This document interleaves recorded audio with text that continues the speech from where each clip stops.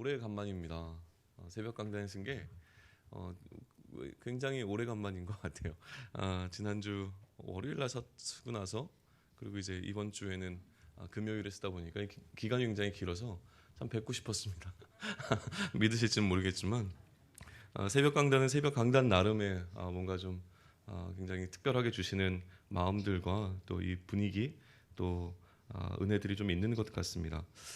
제가 너무나 좋아하는 갈라디아서를 그렇기 때문에 많이 놓치고 돌아와 보니 누가복음인데요. 누가복음 좀 어떻게 묵상해 나가고 계신지 좀 묻고 싶습니다. 개인적으로 이제 누가복음을 몇 가지 관점에서 좀 연구해 볼 수 있는 기회들이 있었어요. 근데 처음 제가 누가복음을 접했던 것은 어떤 경제적인 관점에서 누가복음을 바라보는 겁니다.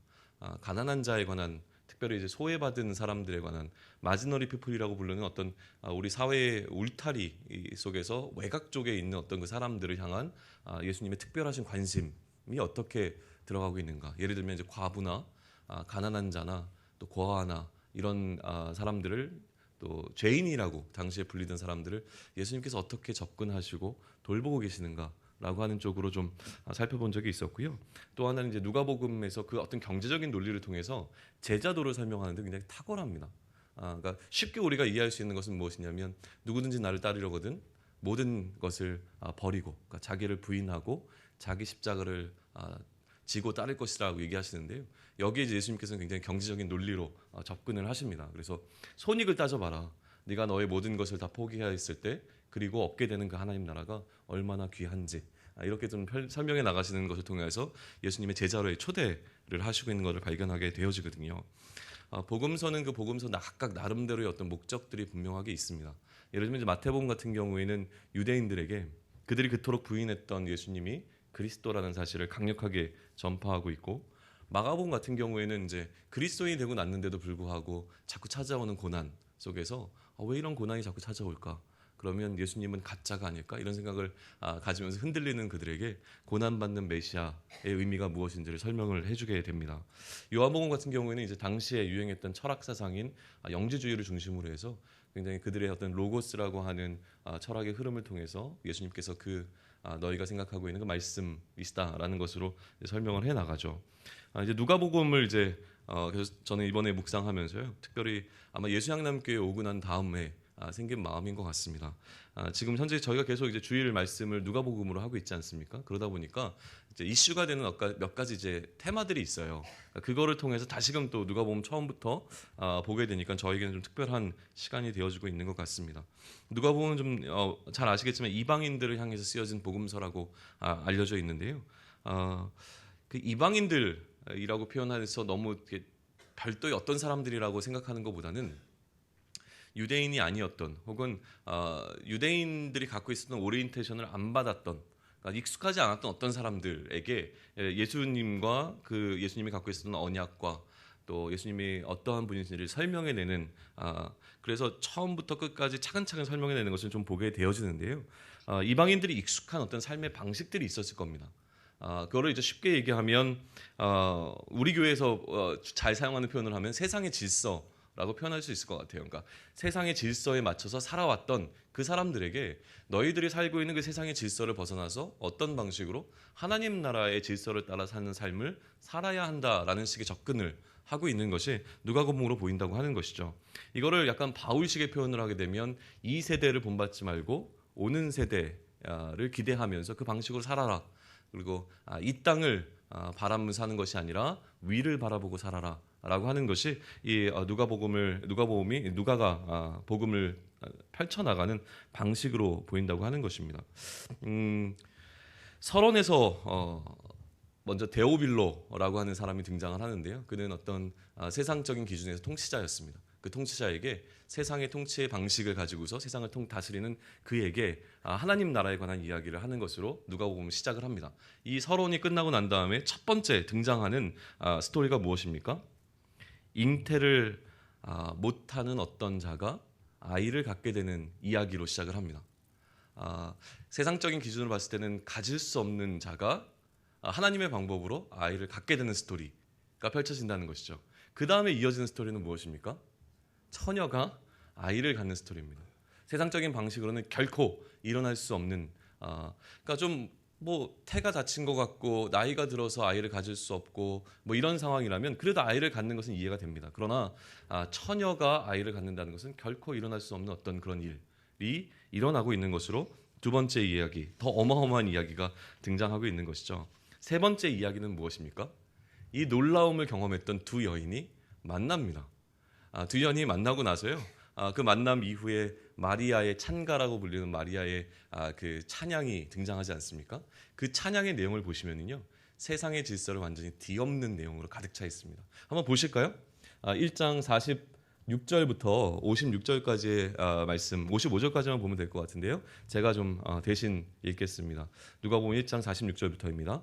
마리아가 이르되 내 영혼이 주를 찬양하며 내 마음이 하나님 내 구주를 기뻐하였음은 그의 여정에 비천함을 돌보셨음이라. 보라 이제 후로는 만세의 날을 복있다 일컬으시도다.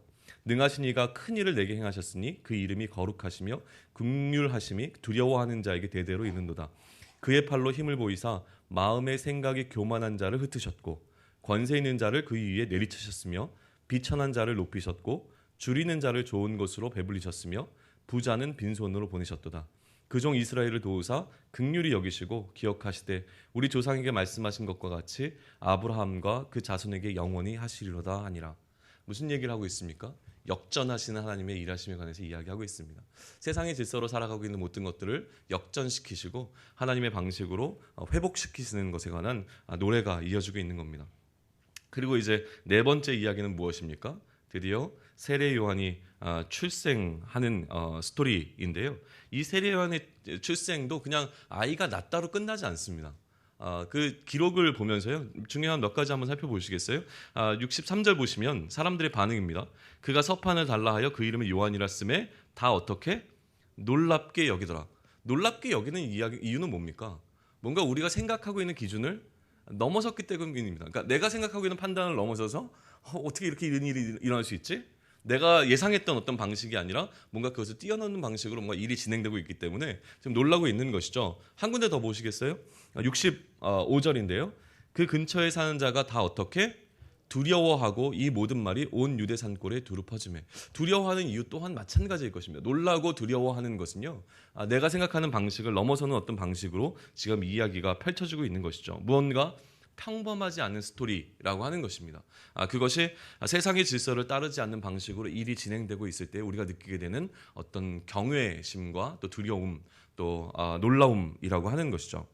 이제 오늘 본문으로 들어가게 되는데, 오늘 본문 역시 시작 자체가 그렇게 평범하게 시작되지 않습니다. 어떻게 시작됩니까? 성령의 충만함을 입은 사가랴가 예언을 하는 것으로 출발을 하고 있습니다. 예언이라고 하는 것인데요, 성령의 은사는 그 은사 자체가 기본적으로 평범하지 않습니다. 성령께서 일하시는 일하심이기 때문에 그렇죠. 그런데 이제 은사의 목적을 우리가 좀 살펴볼 필요는 있는데요.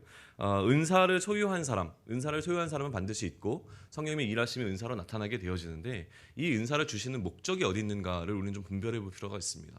이 은사는요, 나를 위한 것은 분명히 아닙니다. 무슨 얘기냐면, 예언을 받았으면 이 예언을 통해서 내가 복권번호를 미리 예측할 수 있어서 나의 유익이 나의 삶에 도움이 되는 방식으로 예언을 주시는 것이 아니라고 하는 것이죠. 무엇을 위해서 예언이 주어집니까? 하나님의 일하심을 위하여서 주어진다라고 하는 것입니다. 방언도 마찬가지입니다. 초대교회에 그들이 입었던 그 방언이라고 하는 것은요, 우리가 생각하는 어떤 나라의 말을 통하여서 우리가 외국어를 유창하게 하고 하나님 나라의 말을 하는 어떤 것을 자랑하기 위함이 아니라, 중요한 것은 무엇입니까? 그 방언함을 통해서 하나님의 큰 일을 이야기했다라고 이야기합니다. 우리가 방언을 하는 것 또한 사람들로 하여금 하나님의 큰 일을 깨닫게 하기 위한 방편이 되어진다라고 하는 것이죠. 병고침은 어떻습니까? 치유하는 것, 나의 명예와 부를 쌓기 위한 방식이 아니라 그러한 놀라운 일들, 나을 수 없는 사람들이 하나님의 은혜를 말미암아 낫게 되어지는 것을 통하여서 사람들이 모이게 됩니다. 사람들이 모여서 어떻게 이런 일이 일어났습니까? 라고 물을 때 무엇이라고 얘기합니까? 왜 우리가 이런 일을 가능하게 한 것처럼 바라보느냐? 예수 그리스도 그 이름의 능력이 이 사람을 낫게 하였다. 그리고 그 이름이 우리를 구원할 유일한 이름이다라는 것을 전파하는 방식으로 이 하나님의 성령님의 일하심의 은사는 우리에게 나타난다라고 하는 것입니다. 결국은 복음을 전하는 것의 핵심이 되어진다는 것이죠. 오늘 마찬가지로 사가랴가 얘기하기는 예언에는요, 핵심적인 이야기는 복음을 전하는 것에 있습니다. 복음이 어떻게 전해질 것인가에 대한 굉장히 중요한 메시지를 담고 있는 것이죠. 누가가 이처럼 세상의 질서의 정면으로 도전하듯이 처음부터 계속 이야기를 풀어나가는, 오늘까지 풀어나가는 방식은 무엇이냐면 세상의 질서, 세상 사람들이 생각하는 방식을 뛰어넘는 방식으로 무언가 하나님의 일하심이 진행되고 있음을 계속 이렇게 증거해 나가는 이유는 무엇이냐면 복음을 전하기 위해서입니다.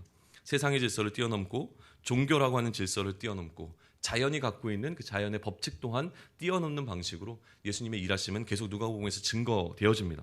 이 모든 것, 우리가 알고 있는 질서를 넘어서는 스토리가 바로 하나님의 방식으로 이루어지는 이 복음, 구원이라고 하는 복음에 관한 내용이 된다고 하는 것이죠. 예언의 내용을 살펴보시죠. 68절 넘어가게 되면요, 처음에 뭐라고 얘기하냐면 찬송하리로다 라고 시작을 합니다.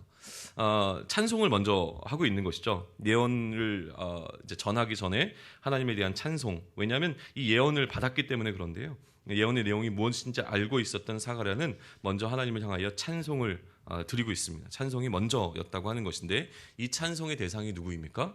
주 이스라엘의 하나님께 찬송을 드리고 있습니다. 찬송의 중요한 이유는요, 두 가지 언약에 근거하고 있습니다. 사실은 이제 이 언약이라고 하는 것은 점진적으로 발전된다라고 이야기를 해요. 그러니까 뭐 어떤 학자들은 아담부터 시작했다고 얘기도 하고, 또 기본적으로는 아브라함부터 시작된 이 하나님의 약속이 아브라함과 이삭과 야곱, 또 모세와 다윗과 그 이후에 이제 에스겔 계속 이어지는 것을 통해서 언약은 발전해 나간다라고 이야기를 하는데요. 지금 오늘 누가는 역시나 아브라함과 다윗의 언약을 중심으로 해서 그 언약이 성취되었기에 하나님을 향하여 찬송을 돌리고 있는 것으로 이야기가 진행되어지고 있는 것입니다. 그러면서 이제 이 두 언약 중에 첫 번째는 무엇이냐면 다윗의 언약을 먼저 이야기하고 있습니다. 그 백성을 돌보사 속량하시며 우리를 위하여 구원의 뿔을 그 종 다윗의 집에 일으키셨으니라고 되어 있습니다. 구원의 뿔이라고 하는 것은요, 뿔 자체가 갖고 있는, 동물의 뿔이 갖고 있는 것은 무엇이냐면 그 동물의 힘이거든요. 그러니까 구원의 뿔이라고 하는 것은 구원의 힘, 다시 얘기하면 이제 구원자를 상징하는 것으로, 메시아를 상징하는 것으로 사용되어집니다. 다윗의 집, 그러니까 다윗의 혈통 가운데서 누구를? 구원자를 세우셨다라고 얘기하는 것이죠. 하나님께서 이렇게 구원의 뿔을 다윗의 집에서 일으키신 이유는 무엇입니까? 70절인데요. 이것은 주께서 예로부터 거룩한 선지자의 입으로 말씀하신 바와 같이 말씀을 이루셨다는 것이죠. 71절입니다. 우리의 원수에게서와 우리를 미워하는 모든 자의 손에서 어떻게 구원하시기 위해서였다라고 설명을 하는 겁니다. 두 번째 이제 언약이 나오는데, 그것은 아브라함과 맺으신 언약입니다. 72절 보시죠. 우리 조상을 긍휼히 여기시며 그 거룩한 언약을 어떻게 하셨습니까? 기억하셨습니까? 언약을 지키셨다는 것이죠. 73절입니다. 곧 우리 조상 아브라함에게 하신 맹세를 지키신 것입니다. 74절로 넘어가서 언약의 내용을 보시죠. 언약의 내용은 어떻습니까? 우리가 원수의 손에서 건지심을 받고 종신토록 주의 앞에서 성결과 의로 두려움 없이 섬기게 하리라 하셨도다 라고 하는 약속을 지키셨다는 것인데요. 두 언약의 공통점을 보게 되면 무엇이겠습니까? 원수의 손으로부터 구원하셨다라고 하는 것입니다. 원수의 손으로부터 구원하신다라고 하는 약속을 하나님께서 지키셨다라고 하는 것을 이야기하는 것입니다. 그러면 이렇게 구원하심의 목적이 무엇인가를 75절은 증거하고 있는데요. 우리 75절 한 목소리로 한번 읽어볼까요? 75절입니다.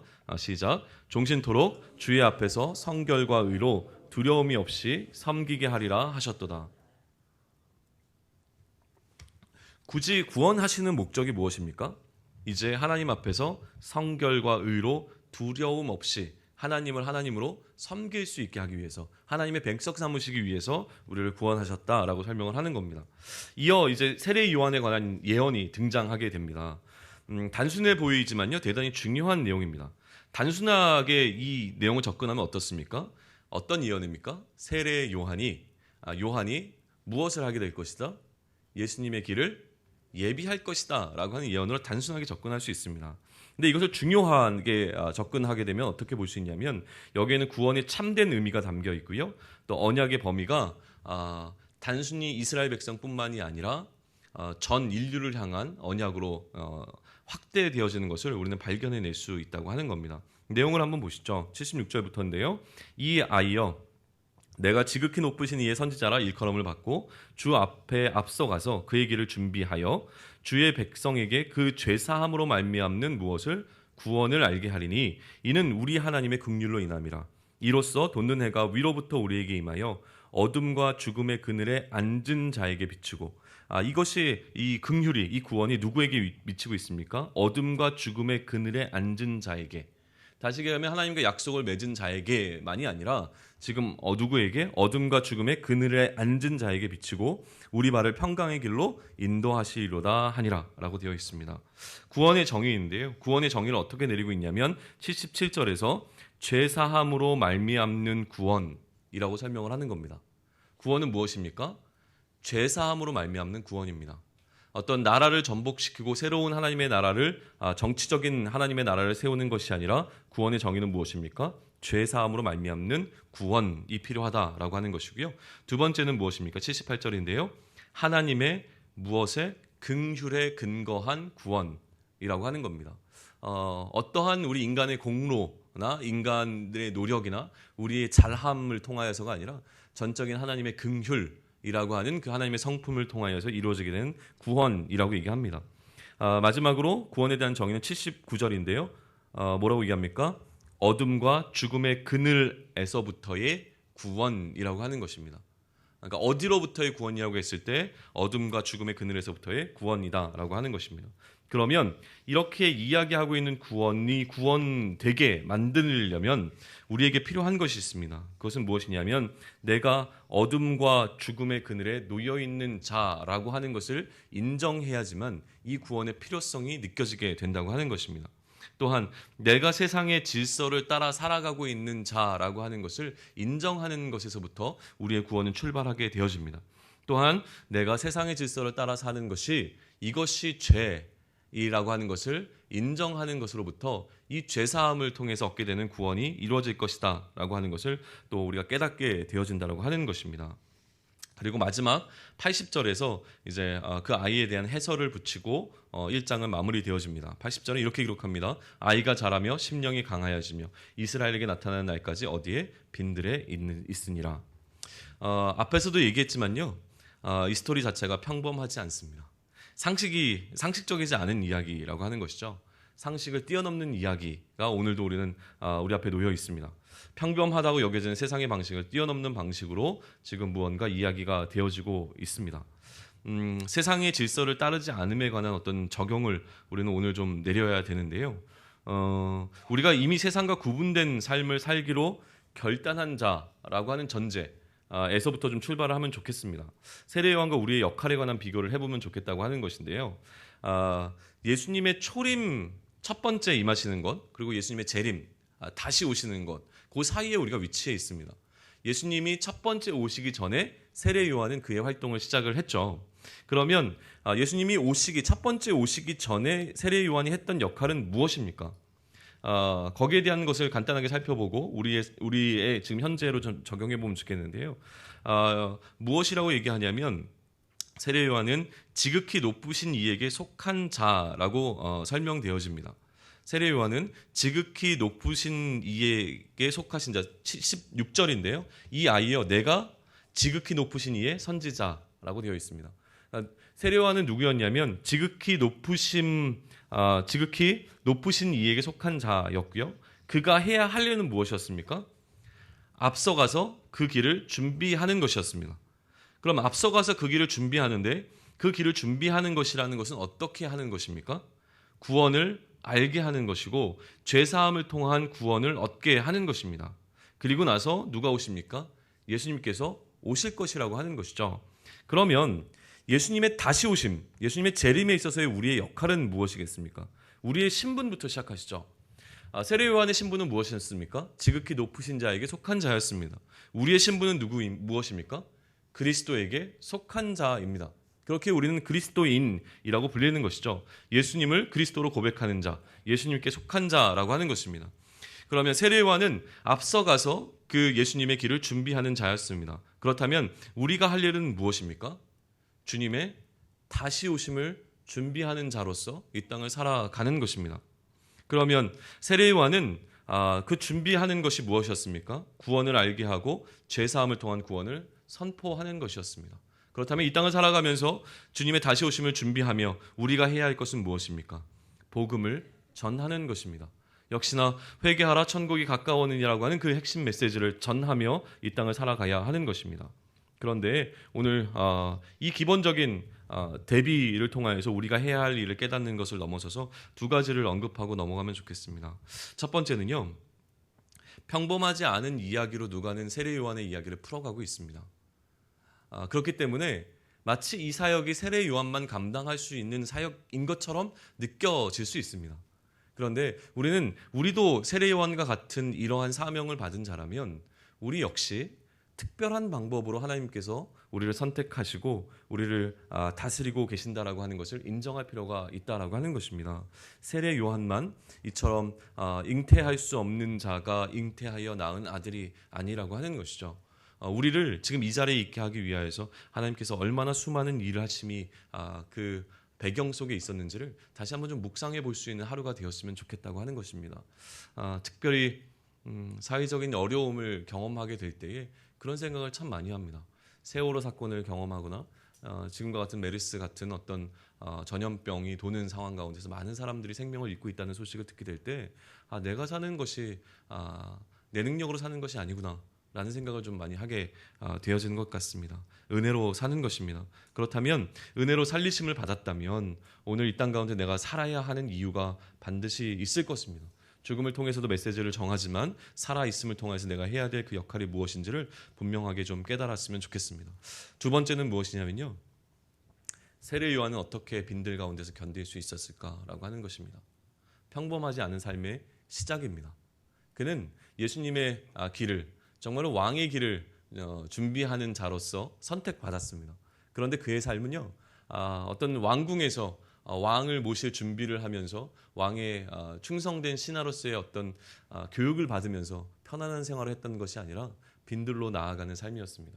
빈들에서 그는 예수님의 오심을 준비하는 삶을 살았어야만 했다는 것이죠. 언제 빈들로 나갔는지는 알 수 없습니다. 언제 나갔냐가 중요했던 것보다 그가 나가서 예수님의 어떤 하나님의 때가 되어서 다시 돌아와 요단강에서 복음을 전하기 전까지 그의 삶은 쉽지 않았을 것이라고 하는 것입니다.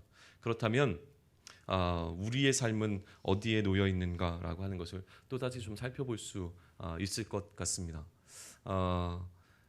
세례 요한이 그 자신이 갖고 있는 자리를 감당할 수 있었던 것은 자신이 품고 있는 사명이 얼마나 위대하고 중요하고 소중한지를 깨달았기 때문이라는 생각이 좀 듭니다. 그렇다면 오늘을 살아가는 우리가 감당해야 되는, 정말로 하나님의 은혜로 오늘도 호흡하며 살고 있는 우리가 이 땅 가운데서 감당해야 되는 그 역할이 얼마나 크고 놀랍고 신비하고 중요한 일인지를 깨닫는다면, 그렇다면 우리의 삶의 자리가 빈들이던 아니면 찬들이던 아니면 도시이던 어느 곳인지 간에 우리는 그 삶의 자리들을 감당해낼 수 있는 자가 되지 않을까라는 생각을 합니다. 하나님 때를 때로는 잠잠히 기다리며 하나님께 많은 것을 의탁해야 될 시기도 있는 것 같습니다. 여러분의 삶의 자리가, 우리의 삶의 자리가 어떠한지 다양한 모습일 것입니다. 그러나 오늘을 살아가면서 우리는 이 세 가지를 잊지 않았으면 좋겠습니다. 첫 번째는 세례 요한과 같이 우리에게 맡겨진 사명이 있습니다. 두 번째는 그 세례 요한을 세우신 하나님의 특별하신 일하심이 우리를 향한 특별하신 일하심으로 오늘도 여전히 일하고 계시다고 하는 것입니다. 또 우리가 받은 그 사명이 얼마나 크고 귀한지를 깨달으신다면 오늘을 살아가면서 우리의 삶의 자리 가운데서 그것이 빈들이라고 할지라도 잠잠히 우리가 묵묵히 그 길을 걸어갈 수 있는 우리 모두가 되기를 소망합니다. 기도하겠습니다. 하나님, 누가복음을 펼치면서 세상의 질서가 아니라 하나님의 방식으로, 하나님의 방법으로 이 모든 것들을 이끌어 가시는 하나님의 강한 손길을 느낍니다. 하나님께서 이 모든 것을 행하시는 그 분명한 이유는 단 한 가지인 것을 또한 고백합니다. 이 땅에 하나님을 향하여 원수되었던 우리들을 하나님께서 긍휼히 여기시고 다시금 하나님의 백성 삼기 위하여 이처럼 일하셨다고 하는 것을 우리에게 선명하게 보여주시는데, 우리가 받은 그 은혜가 어떠한 것인지, 우리가 받은 그 구원이 어떠한 것인지 다시금 하나님 앞에서 잠잠히 묵상해 보며 하나님께 감사를 드릴 수 있는 한 날이 되길 소망합니다. 이 일을 통하여서 우리에게 원하시는 하나님의 일하심의 목적이 있고 또 우리에게 맡겨주신 사명이 있는 줄로 또 깨닫습니다. 하나님, 오늘도 하나님의 은혜로 살아갑니다. 그 은혜를 우리가 입었으니 이 은혜 가운데 우리가 무엇을 할지를 분명하게 깨달아 주시는 그 마음 품고 이 땅의 질서를 따라 사는 것이 아니라 하나님께서 원하시는 방식대로 이 땅을 살아낼 수 있는 그러한 자들 될 수 있게 축복하여 주시옵소서. 이 모든 말씀 우리 주 예수 그리스도의 이름으로 기도드렸사옵나이다. 아멘. 하늘에 계신 우리 아버지,